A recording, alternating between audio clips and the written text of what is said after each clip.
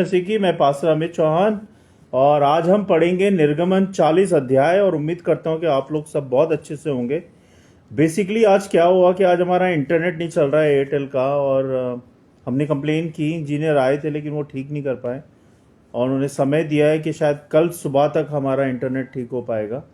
तो अभी मैंने बड़ी मुश्किल से मोबाइल के इंटरनेट से स्टार्ट किया है और देखते हैं कि ये हम लाइव कर पाते हैं कि नहीं कर पाते। अगर कोई दिक्कत आती है तो हम फिर वीडियो रिकॉर्डिंग करेंगे और फिर कल सुबह हम पोस्ट करेंगे। उसके लिए मैं माफ़ी चाहूँगा लेट आने के लिए। और जैसे कि हमारा रेगुलर बाइबल स्टडी चल रहा है निर्गमन का 40 अध्याय, तो उस पर आज हम मनन करेंगे। तो इससे पहले कि हम लोग वचन में जाएं, आइए हम पहले आपको अपना शेड्यूल बता देते हैं पूरे हफ्ते का। हमारा शेड्यूल इस प्रकार से है कि मंडे को हम लोग डिसाइपलशिप कोर्स करते हैं जो कि रात को 10 बजे होता है बाइबल प्रेयर फॉर ऑल के पेज पे। और ट्यूसडे को हम लोग किड्स एंड यूथ के लिए बाइबल स्टडी स्टार्ट की है जो कि सेम टाइम और सेम पेज पे है इंस्टाग्राम पे। और वेडनेसडे को हमने प्रेयर शुरू की है, प्रेयर 24/7, जिसमें हमने व्हाट्सएप ग्रुप बना रखा है। हमारे व्हाट्सएप ग्रुप का नंबर है 8595259016, जिसमें हम सिर्फ और सिर्फ प्रेयर करते हैं एक दूसरे के लिए। और अगर आप भी जुड़ना चाहते हैं इस प्रेयर ग्रुप में तो आप भी जुड़ सकते हैं। और हम लोग इस दिन रात को 10 बजे बाइबल प्रेयर फॉर ऑल के पेज पे आके प्रेयर के बारे में बात भी करते हैं, डिस्कशन करते हैं, बाइबल वर्स शेयर करते हैं, प्रचार करते हैं। तो इस तरह से हम लोग इस दिन को करते हैं। थर्सडे को हम लोग टेस्ट मनी शेयर करते हैं। और आप सबसे मेरी दरख्वास्त है, रिक्वेस्ट है कि आप लोग आप लोग जितने लोग मुझे सुन रहे हैं, देख रहे हैं, अपनी टेस्ट मनी जरूर शेयर करें हमारे साथ। चाहे हमारे व्हाट्सएप ग्रुप में करना चाहते हैं उस पर कर सकते हैं, चाहे हमारे इंस्टाग्राम के पेज पे करना चाहते हैं वहाँ कर सकते हैं, या मुझे कॉल करके बताना चाहते हैं वो भी कर सकते हैं। जैसा आपको ठीक लगे। तो हम आपकी टेस्ट मनी को अपने इंस्टाग्राम के पेज पे, अपने व्हाट्सएप ग्रुप में शेयर करेंगे, जिससे कि और भी लोग उत्साहित हों, परमेश्वर पर विश्वास करें, है ना। और फ्राइडे को हम लोग फास्टिंग प्रेयर करते हैं, same time same page. And Saturday को हम लोग रेगुलर बाइबल स्टडी करते हैं जैसे कि हम आज कर रहे हैं। और संडे को सुबह 10 बजे हम लोग वर्शिप करते हैं। कल का हमारा जो सब्जेक्ट है वो है वर्शिप का, thank you for everything to the Lord. और हमें थैंक यू देने के क्या फ़ायदे हैं और थैंक यू नहीं देने के क्या नुकसान है, वो दोनों पे हम कल वर्शिप में बात करेंगे। ये हमारा कल का मेन उद्देश्य रहेगा कि हम धन्यवाद के बारे में बताएं कि अगर आप अपनी आशीषों के लिए धन्यवाद नहीं दे रहे हैं परमेश्वर को तो क्या उसके फ़ायदे होंगे, क्या नुकसान होंगे, और अगर आप धन्यवाद दे रहे हैं तो उसके क्या फ़ायदे होंगे। इन दोनों बातों पे हम कल बात करेंगे। तो इससे पहले कि हम लोग वचन में जाएं, आइए हम सब मिलकर प्रार्थना करते हैं और फिर वचन को पढ़ेंगे, सुनेंगे और उसको अपने जीवन में लागू करेंगे। आइए। धन्यवाद परमपिता परमेश्वर, राजा के राजा, प्रभु यीशु, धन्यवाद देते हैं इस समय के लिए और धन्यवाद देते हैं कि इस समय आपने दिया कि हम अपने वचन में मनन कर पाएँ और वचन में आगे बढ़ पाएँ। इसके लिए धन्यवाद प्रभु जी। धन्यवाद प्रभु हर एक बात के लिए, हर एक आशीष के लिए। आज मूसी का जन्मदिन है, उसको आपने ब्लेस किया, उसको आशीष दी, इसके लिए धन्यवाद प्रभु जी। और धन्यवाद हर एक बात के लिए, हर एक आशीष के लिए प्रभु कि आपने हमें संभाला है हर पल, हर सेकंड। बहुत बहुत धन्यवाद प्रभु जी। हम विनती प्रार्थना करते हैं प्रभु, जब हम वचन को खोलते हैं, पढ़ते हैं, सुनते हैं, तो हमारे ध्यान को, हमारे फोकस को सिर्फ और सिर्फ अपने वचन की ओर लगाएं। और होने दे प्रभु कि तेरे वचन से हम सीख पाएँ और दूसरों के साथ शेयर कर पाएँ और अपने जीवन में लागू कर पाएँ। शैतान की देखी अनदेखी शैतानी शक्तियों से इस वीडियो सभा को हम सबको बचाएं, हमारे मन को, हमारे ध्यान को, फोकस को अपनी ओर लगाएं प्रभु जी। और हमें सीखने में, सिखाने में सहायता मदद करें। मेरे मुंह के शब्द आपको ग्रहण योग्य हो और हमारी सहायता करें कि हम इस वचन से वो सारी बातें सीख पाए जो आप हमें सिखाना चाहते हैं। आपके वचन हमारे हृदय में हम ग्रहण कर पाएँ, ऐसा होने दे प्रभु जी। सारी बातों को, इन वचनों को, इस वीडियो सभा को और हम सबको आपके हाथों में सौंपते हैं। आप देखे संभालें प्रभु यीशु मसीह के नाम से, आमीन। तो जैसे कि हम लोग बात कर रहे हैं निर्गमन 40 अध्याय के बारे में, और वो इस तरह से है परमेश्वर की आज्ञा का पालन और उसकी महिमा का प्रकटीकरण है 40 अध्याय। ये था इसका इंट्रोडक्शन। तो जैसे कि 1 से 15 पद में लिखा है, तंबू और याजक का ठहराना, यानी कि यहोवा ने मूसा से कहा कि तंबू को खड़ा करो, वाचा का संदूक, वेदी, दीपक, धूप की वेदी और हारून तथा उसके पुत्रों को याजक के रूप में ठहराओ। अब इससे शिक्षा क्या मिलती है? इस पद से शिक्षा हमें ये मिलती है कि परमेश्वर ने आराधना की व्यवस्था स्पष्ट की है और हमें इस क्लियर तरीके से बताई है कि हमें किस तरह से आराधना करनी चाहिए। परमेश्वर की उपस्थिति का निवास हम कहते हैं भवन को, या फिर हम कह सकते हैं तंबू को, जो कि उस जमाने में माना जाता था। जैसे आज चर्च है, ऐसी तंबुओं में उस समय में आराधनाएं हुआ करती थी। उसको कहते थे इंग्लिश में tabernacle, it is called in English. याजक परमेश्वर और मनुष्य के बीच का मध्यस्थता, जैसे कि पास्टर और विश्वासी के बीच का मध्यस्थता, परमेश्वर और विश्वासी के बीच का मध्यस्थता पास्टर होते हैं। ऐसे ही उस समय में याजक हुआ करते थे जो कि परमेश्वर और विश्वासी लोगों के बीच की प्रार्थना ही करा करते थे, प्रीचिंग किया करते थे, उनको परमेश्वर के बारे में बताया करते थे कि किस तरह से परमेश्वर से जुड़ना है, क्या करना है और क्या नहीं करना है। आज हमें अपने जीवन को परमेश्वर का तंबू बनाना है। क्या बनाना है? आज हमें अपने जीवन को परमेश्वर का तंबू बनाना है। और वो कैसे बनेगा? हमें भी आत्मिक याजकत्व में बुलाया गया है, जिसे ये 1 पत्रस 2 अध्याय 9 पद में का वचन है, जिसे आप पढ़ सकते हैं। और इसको इस तरह से बताया गया है कि परमेश्वर चाहते हैं कि सब कुछ उसकी आज्ञा के अनुसार हो, ना कि मनुष्य की इच्छा के अनुसार। परमेश्वर क्या चाहते हैं हमसे? कि परमेश्वर की इच्छा के अनुसार सब कुछ होना चाहिए, ना कि पादरी या मनुष्य या किसी और सेवक के अनुसार होना चाहिए। तो वो परमेश्वर की इच्छा जो है उसको जानने के लिए हमें पवित्रता से चलना पड़ता है, आज्ञा के अनुसार चलना पड़ता है, वचन में चलना पड़ता है। तब आप परमेश्वर की इच्छा को जान पाएंगे और समझ पाएंगे। पद 16 से 33 पद में लिखा है इस तरह से, मूसा की आज्ञाकारिता, यानी कि मूसा ने सब कुछ वैसा ही किया जैसा यहोवा ने आज्ञा दी थी। इसकी शिक्षा ये मिलती है कि बार बार लिखा है जैसा यहोवा ने आज्ञा दी थी। यह मूसा की पूर्ण आज्ञाकारिता और विश्वास योग्यता को दिखाता है। जब हम पूरी तरह परमेश्वर की आज्ञा का पालन करते हैं, चाहे मैं हूँ, चाहे आप हूँ, चाहे कोई भी विश्वासी बहन या भाई हो या पास्टर हो, तो तब वह हमारे जीवन में अपनी उपस्थिति को प्रकट करते हैं परमेश्वर। कैसे होता है? जब हम पूरी तरह से परमेश्वर की आज्ञा का पालन करते हैं, तब वह हमारे जीवन में अपनी उपस्थिति को प्रकट करते हैं। आधा पालन करने से आशीषें पूरे नहीं मिलती। ध्यान दीजिएगा।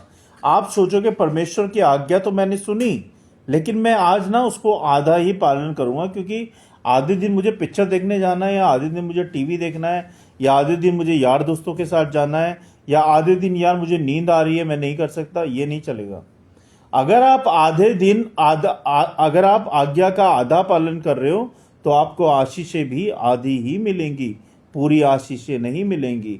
तो ये आप पे निर्भर करता है कि आपको परमेश्वर की आज्ञा का पूरा पालन करना है या आधा पालन करना है। मूसा ने व्यवस्था को मन से नहीं बदला, बल्कि पूरी निष्ठा से परमेश्वर के वचन को पूरा किया। मूसा ने क्या नहीं किया? मूसा ने व्यवस्था को मन से नहीं बदला, बल्कि पूरी निष्ठा से परमेश्वर के वचन को, उनकी आज्ञाओं को पूरा किया। उसी को हम पूरा आज्ञा पालन कहते हैं। 34 से 38 पद में लिखा है, परमेश्वर की महिमा का प्रकटीकरण। मतलब ये होता है, तब बादल ने तंबू को ढक लिया और यहोवा की महिमा मंडप में भर गई। इसकी शिक्षा ये मिलती है कि परमेश्वर की महिमा वहां आती है जहां आज्ञाकारिता होती है, जहां पे पवित्रता होती है, जहां पे वचन होता है, जहां पे सच्चे दिल से आराधना होती है, सच्चे मन से पवित्रता से आराधना होती है, वहां परमेश्वर की महिमा आती है। अब वो चाहे चर्च हो, चाहे वो तंबू हो, अगर आप उस आराधनालय में सच्ची वर्शिप नहीं होती है और आज्ञाकारिता नहीं होती है, वचन को माना नहीं जाता है, वचन को प्रचार नहीं किया जाता है, तो वो सच्चा आराधनालय नहीं माना जाता। परमेश्वर ये कहते हैं। तो परमेश्वर की उपस्थिति भी वहां नहीं होती। इसमें लिखा हुआ है कि अगर परमेश्वर की महिमा वहीं आती है जहां आज्ञाकारिता होती है, मतलब जहां परमेश्वर के कहे अनुसार चला जाता है, परमेश्वर की इच्छा के अनुसार चला जाता है, जाया जाता है, उनके मार्गदर्शन पे चला जाता है, तभी वो परमेश्वर की उपस्थिति का दर्शन कर पाते हैं। वो आराधनालय या वो चर्च या वो तंबू। बादल परमेश्वर की उपस्थिति, अग्नि और उसका मार्गदर्शन है। जैसे कि परमेश्वर की उपस्थिति हमारे जीवन को मार्गदर्शन करती है। अगर हमें अपने मार्गदर्शन को ठीक करना है, अगर हमें अपने रास्तों को खोलना है, रास्तों को ठीक करना है, यानी कि कठिनाइयों, परेशानियों से, दुख से निकलना है, तो हमें परमेश्वर की आज्ञाकारिता में, उनके अनुग्रह में, उनकी अगुवाई में, उनकी सच्चाई में, उनकी पवित्रता में चलना पड़ेगा। तब जाके आपके जीवन का मार्गदर्शन हो पाएगा, तब जाके आपकी जीवन की यात्रा का मार्गदर्शन हो पाएगा। हमें अपनी सामर्थ्य पे नहीं घमंड करना है, हमें अपनी बुद्धि पे घमंड नहीं करना है, हमें अपने बल पे घमंड नहीं करना है, हमें अपनी एजुकेशन पे घमंड नहीं करना है, हमें परमेश्वर पर घमंड करना है, क्योंकि परमेश्वर हमारा सच्चा है, पवित्र है, जो कि हमारी अगुवाई करता है, और हमें उसी पर निर्भर रहना चाहिए। मूसा भी मंडप में प्रवेश ना कर सका। क्यों नहीं कर सका? क्योंकि परमेश्वर की महिमा अद्भुत और महान थी। जब परमेश्वर की महिमा होती है तो, क्योंकि हमारे पिता परमेश्वर पवित्र हैं और उनकी पवित्रता में हर कोई नहीं जा सकता जब तक कि आपका मन और तन दोनों शुद्ध और पवित्र ना हो। तो यहाँ पे लिखा है मूसा भी मंडप में प्रवेश नहीं कर सके क्योंकि परमेश्वर की महिमा अद्भुत और महान थी। यही सिखाता है कि परमेश्वर पवित्र है, उसका आदर करना हमारे जीवन को बहुत जरूरी है। हमारे हर एक के जीवन को परमेश्वर की पवित्रता का आदर करना बहुत जरूरी है। तभी आपको परमेश्वर अपने अनुग्रह में, अपनी आशीषों में आशीषित करेंगे। निर्गमन 40 अध्याय हमें 3 बातें सिखाता है। नोट कीजिएगा और ध्यान दीजिएगा। पहली बात, परमेश्वर आराधना का केंद्र है।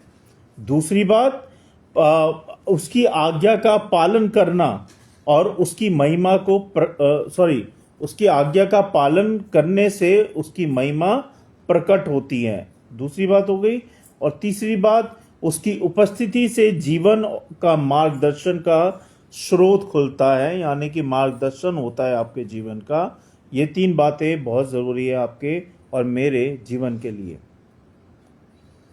अब मैं आपको कुछ बातें बताऊंगा, जैसे कि इन 40 अध्याय का जो एक्सोडस है, या हम इसे निर्गमन कहेंगे, निर्गमन में 40 अध्याय के पूरा समाधान क्या है, यानी कि हमें क्या करना चाहिए और क्या नहीं करना चाहिए। अपने जीवन को परमेश्वर का तंबू बनाएं और उसको पवित्र और शुद्ध रखें। पहली बात, हर कार्य को वचन और प्रार्थना के अनुसार शुरू करें। चाहे आपके जीवन का कोई भी निर्णय हो, चाहे आपके जीवन का कोई भी कठिनाई, परेशानी, दुख हो, या आपको कोई बड़ा निर्णय लेना हो, परिवार में, बाहर, जहाँ कुछ भी, तो सबसे पहले परमेश्वर को बड़ा स्थान दें, उत्तम स्थान दें, परमेश्वर के सामने रखें अपनी प्रार्थना में, और परमेश्वर आपके लिए वो द्वार खोल देंगे जो द्वार आप नहीं खोल पा रहे हैं, है ना। तो हर कार्य को वचन और प्रार्थना के अनुसार जरूर करें। परिवार और कलीसिया में आज्ञाकारिता और एकता बनाए रखें। परिवार में भी एकता बनाए रखें और कलीसिया में भी एकता बनाए रखें। प्रार्थना के द्वारा, वचन के द्वारा, वर्शिप के द्वारा। परमेश्वर की अगुवाई का इंतजार करें, अपनी इच्छा पर ना चलें। जब तक कि परमेश्वर आपकी अगुवाई नहीं करते हैं तो अपनी इच्छा के अनुसार उसको करने की कोशिश मत करें, क्योंकि जो आप करेंगे वो सही नहीं होगा, आपको ठोकर खानी पड़ जाएगी। लेकिन जो परमेश्वर आपके लिए करेंगे वो हमेशा सही होगा, उत्तम होगा और मार्गदर्शन होगा।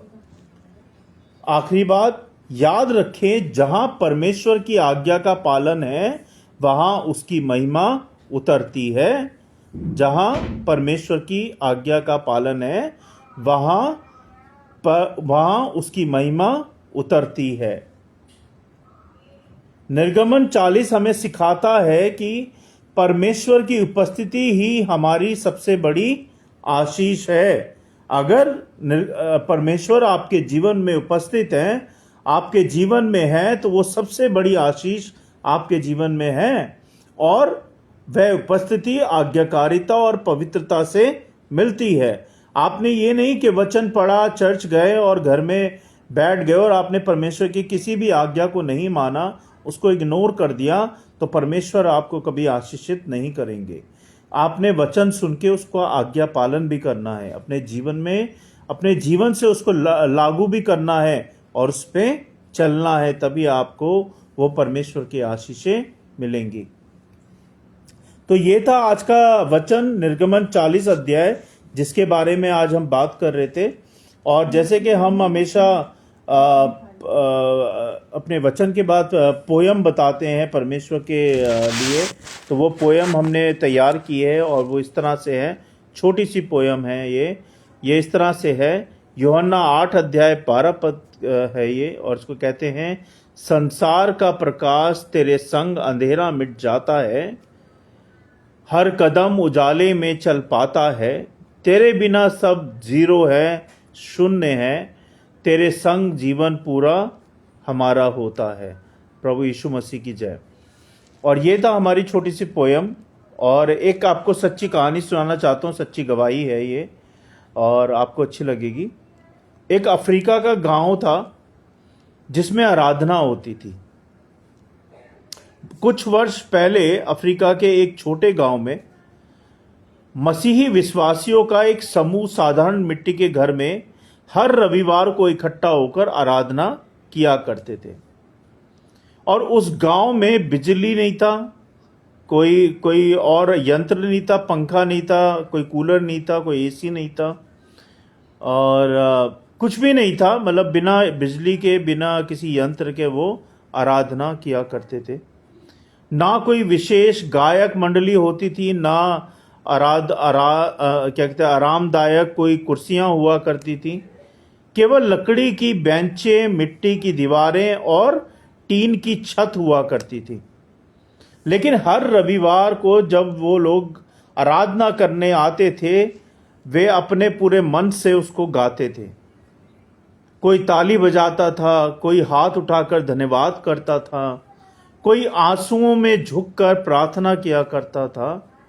एक बार एक यात्री मिशनरी वहां पे आया और उसने सोचा, यहाँ ना संगीत है, ना रोशनी है, ना सुंदर इमारत है, क्या ये लोग सच में आराधना कर पाएंगे, परमेश्वर की आराधना कर पाएंगे?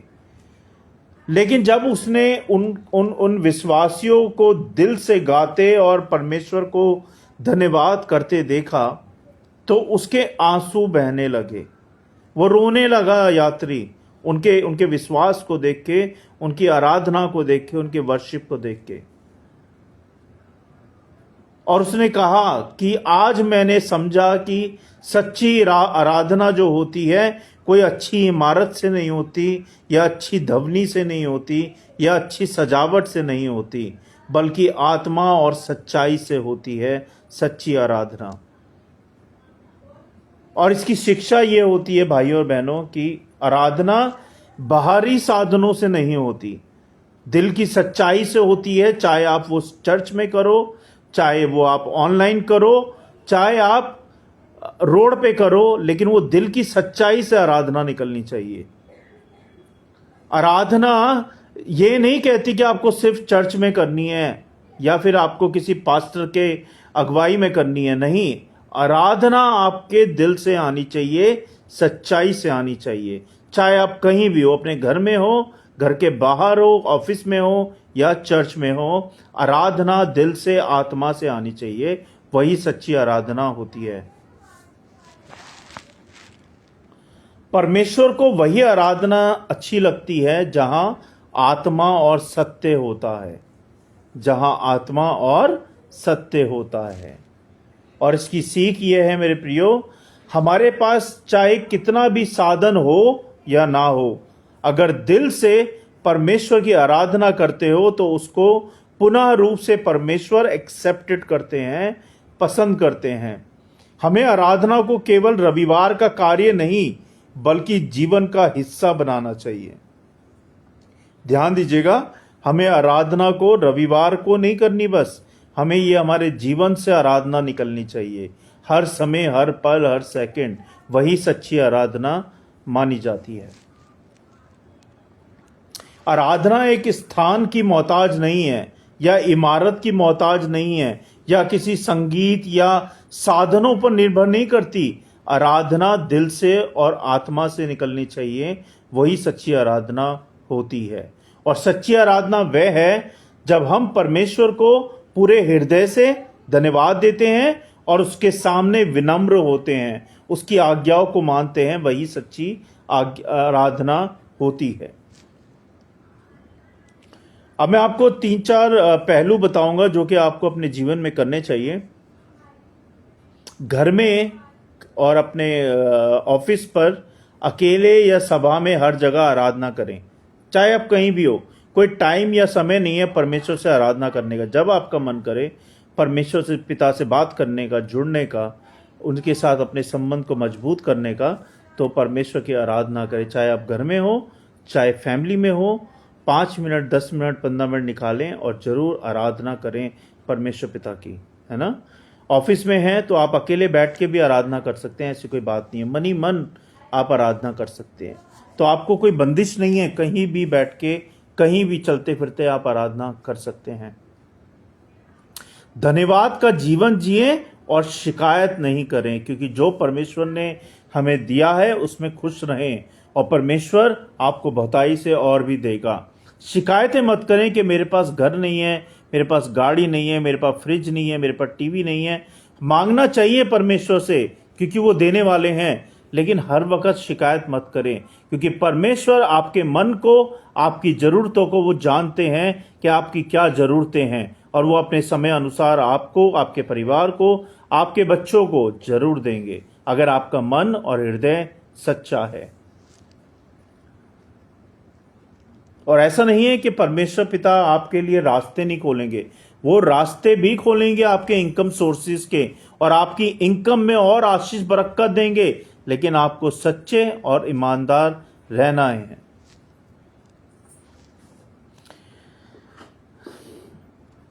आराधना में दूसरों को शामिल करें। जब भी आप आराधना करते हैं दूसरों को जरूर शामिल करें। परिवार, मित्र और बच्चों को जरूर शामिल करें। याद रखें कि आराधना केवल गीत नहीं बल्कि एक जीवन शैली है। आराधना केवल प्रचार नहीं बल्कि जीवन शैली है। आराधना केवल चर्च में नहीं होती, आराधना मन और सच्चाई से होती है, जो कि आप कहीं भी कर सकते हैं। और आखिरी बात मैं कहूँगा, जहां आत्मा और सत्य से आराधना होती है, फिर से रिपीट करूंगा, जहां आत्मा और सच्चाई से आराधना होती है, वहां परमेश्वर की उपस्थिति हमेशा होती है। यह थे आज के वचन और आज की कहानी। मैं उम्मीद करता हूं कि आज के वचनों से, आज की कहानी से आपने सीखा होगा। अगर मुझसे कुछ गलती हो गई हो तो मुझे क्षमा कीजिएगा। मेरी कोशिश यही रहती है कि मैं जब आपको सिखा रहा हूं तो मैं बड़े क्लियर तरीके से आपको सिखाऊं और मैं खुद भी सीखूं। बस आपसे यही दरख्वास्त है कि आप लोग जब इस वचन को सुन रहे हैं, देख रहे हैं, तो परमेश्वर के वचन को, इस वीडियो को शेयर करें दूसरों के साथ, जिससे कि परमेश्वर की आशीषें, परमेश्वर की ज्योति उन तक भी पहुंच पाए जो परमेश्वर को नहीं जानते, जो इस वक्त अंधेरे में जी रहे हैं, जिनके पास परमेश्वर का कोई ज्ञान नहीं है, जिनको परमेश्वर के बारे में नहीं पता है उन तक ये वीडियो पहुंच पाए। हाथ जोड़ के रिक्वेस्ट है कि उन सब के साथ इन वीडियो को शेयर करें, अपने स्टेटस पे लगाएं, जहां आप करना चाहें, अगर आपको ये वीडियो अच्छी लगी हो तो। आइए हम सब मिलकर प्रार्थना करेंगे। सर्वशक्तिमान हमारे पिता परमेश्वर, राजाओं के राजा प्रभु यीशु, हम धन्यवाद देते हैं इस समय के लिए, और धन्यवाद देते हैं प्रभु, आपकी स्तुति हो, आपकी महिमा हो, आपकी प्रशंसा हो, क्योंकि आप प्रशंसा के योग्य हैं, आप स्तुति के योग्य हैं, आप महिमा के योग्य हैं। आप ही अन्न हैं, आप ही रोटी हैं, आप ही हमारी दुनिया है, और आप ही हमारे परमेश्वर हैं। आप जैसा ना था, ना है, ना कोई होगा प्रभु जी। आप महान हैं, आप सर्वशक्तिमान हैं, आप प्रभु के प्रभु हैं, आप हैं, आप ही सब कुछ हैं प्रभु। आप हैं तो हम हैं प्रभु। हम धन्यवाद देते हैं प्रभु हर एक बात के लिए, और हर एक आशीष के लिए, और अभी तक संभालने के लिए कि आपने अभी तक संभाला है हर बात से, और हर बात से ख्याल रखा है प्रभु। हम धन्यवाद देते हैं प्रभु जी। हम धन्यवाद देते हैं प्रभु हर एक बात के लिए, हर एक आशीष के लिए, और विनती प्रार्थना करते हैं प्रभु इन वचनों के लिए कि आपने जो ये वचन हमें आज सिखाए हैं प्रभु, कि हमें सच्चे मन से, सच्चे तन से, सच्चे आत्मा से आराधना करनी चाहिए। तो होने दे प्रभु कि हम सच्चे मन से और सच्ची आराधना से आपकी प्रार्थना, आपकी आराधना कर पाएं, और हमेशा आपकी आज्ञाकारिता में चल पाएं प्रभु, जिससे कि हम आपके सच्चे आराधक बन पाएं, आपकी महिमा करने पाएं, आपकी स्तुति करने पाएं प्रभु। हम सबको क्षमा करें हमारे अपराधों के लिए, हमारे पापों के लिए, हमारी मक्कारियों के लिए, हमारे झूठों के लिए। हम सबको क्षमा करें, और हम सबको शुद्ध करें, पवित्र करें अपने लहू से धो के, जिससे कि हम तेरे लायक बन पाएं, तेरे योग्य बन पाएं, तेरे काबिल बन पाएं प्रभु जी, और तेरी महिमा करने पाएं। हम धन्यवाद देते हैं प्रभु इन वचनों के लिए कि इस वचन की रखवाली करें, और इन वचनों को करोड़ों गुना फैलाएं, जिन तक नहीं पहुंचे उन तक ये वचन पहुंच पाए प्रभु, उन सब की, और हम सब की रक्षा करें प्रभु जी। हम विनती प्रार्थना करते हैं प्रभु उस बाढ़ क्षेत्रों के लिए, जहां जहां बाढ़ आई है प्रभु, उन सबको संभालें प्रभु। जिनके मर गए उनकी आत्मा को शांति दें प्रभु जी, और जिनके घर परिवार उजड़ गए उनको घर परिवार दें प्रभु। जिनके पास खाने को नहीं है, पीने को नहीं है, उन सबको खाने को दें प्रभु। उन सबको सही स्थान दें प्रभु जी, उनको छत दें, रहने को दें, कपड़ा लत्ता दें, और सही सलामत रखें प्रभु जी। जो लोग बाढ़ में फंसे हैं प्रभु, उनको बाढ़ से निकालें, और उनकी सहायता मदद करें, और उन तक सहायता मदद पहुंचाएं प्रभु जी। हम धन्यवाद देते हैं प्रभु जी कि अभी तक आपने हर बात से, हर एक चीज से ख्याल रखा है, हर एक बात का, और हमें संभाला है प्रभु जी। हम धन्यवाद देते हैं प्रभु, और विनती प्रार्थना करते हैं प्रभु कि हम विनती प्रार्थना करते हैं प्रभु जी कि आपने हर एक पल, हर एक सेकंड, हर एक जन को संभाला है। बहुत बहुत धन्यवाद प्रभु। धन्यवाद कि हमारे चैनल्स को, हमारे दोनों पेजेस को आपने संभाला है, चाहे वो बाइबल प्रेयर फॉर ऑल का पेज हो, चाहे वो फेथ ऑनलाइन चर्च का पेज हो, या वो चैनल्स हो। आपने बहुत आशीषित करा है, हम बहुत धन्यवाद देते हैं प्रभु जी। धन्यवाद देते हैं हमारे परिवारों को, हमारे बच्चों को, बच्चों का ख्याल रखने के लिए, हमारा ध्यान रखने के लिए, हमें खाने को, पहनने को, रहने को देने के लिए, और हर तरह से हमें संभालने के लिए। बहुत बहुत धन्यवाद प्रभु जी। हम इनकी प्रार्थना करते हैं बाबू के लिए प्रभु, जब बाबू ब्रेन हैमरेज से जूझ रहे हैं प्रभु, तो उनकी सहायता करें, उसको सहायता करें प्रभु कि वो जो दवाई गोली खा रहा है वो जल्द से जल्द रिकवरी कर पाए, और उसकी सहायता हो पाए, और वो ठीक हो पाए प्रभु जी। हम इनकी प्रार्थना करते हैं माही के लिए प्रभु, जब माही 2 प्रॉब्लम से जूझ रही है, इसको भी ठीक करने में सहायता मदद करे प्रभु, जो भी दवाई गोली खाती है, और उसका असर दिखाएं परमेश्वर। हम इनकी प्रार्थना करते हैं प्रभु हर एक उस बहन भाई के लिए जिन्होंने प्रार्थना के लिए बोला, उनको उनकी प्रार्थना के अनुसार उनको उत्तर दें प्रभु, उनकी सहायता मदद करें, और उनको संभालें प्रभु जी। धन्यवाद देते हैं प्रभु हर एक आशीष के लिए, हर एक बात के लिए, और आपके जीवित वचनों के लिए, जो हमें काटता है, छाटता है, और अपने रास्तों पर लेके चलता है। बहुत बहुत धन्यवाद प्रभु जी। हम धन्यवाद देते हैं प्रभु हर एक आशीष के लिए, हर एक बात के लिए, और इस वीडियो सभा को, और हम सबको, जो लोग मुझे सुन रहे, देख रहे हैं, उन सबको भी, और हम सबको आपके हाथों में सौंपते हैं। आप देखें, संभालें प्रभु यीशु नासरी के नाम से, आमीन।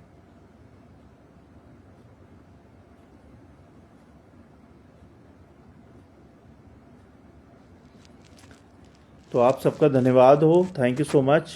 बंटी भाई, mister Bunty Shinde, thank you for joining us. God bless you brother, and परमेश्वर आपको बहुत बहुत आशीषें दे, आपके परिवार को बहुत बहुत आशीषें दे, और आप परमेश्वर के अनुग्रह में बने रहें। Thank you so much for joining on our page. बहुत बहुत धन्यवाद देता हूँ आपका। और अब हम इस सभा का एंड करेंगे। और कल सुबह हम लोग फिर सुबह 10 बजे मिलेंगे वर्शिप के साथ, सेम पेज पे सुबह 10 बजे। तब तक के लिए good night, praise the Lord, जय मसीह की। Thank you so much, thank you, thank you, thank you brother M.R. Fernandes, thank you for joining us. अगर आपकी कोई प्रेयर है तो आप हमारे साथ जुड़ सकते हैं। मेरा नंबर है 8595259016। This is a WhatsApp group number. If you want us to pray for your family, for you, for your friends, please let us know. Or you can joining our group in the WhatsApp. तो हम वहाँ पे prayer करते हैं एक दूसरे के लिए, तो आप हमें अपनी प्रेयर बता सकते हैं। Mr. Fernandez, if you have any prayer, please tell us. We can pray for you, brother.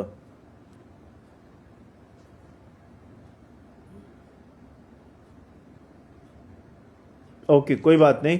तो हम फिर मिलते हैं कल सुबह 10 बजे और नई वर्शिप के साथ, नए वचनों के साथ, नई बातों के साथ। तब तक के लिए परमेश्वर आपके मनों में, आपके हृदयों में और आपके परिवारों में शांति दे। उनका अनुग्रह सदा आपके साथ बना रहे। जय मसीह की। Thank you, God bless you all.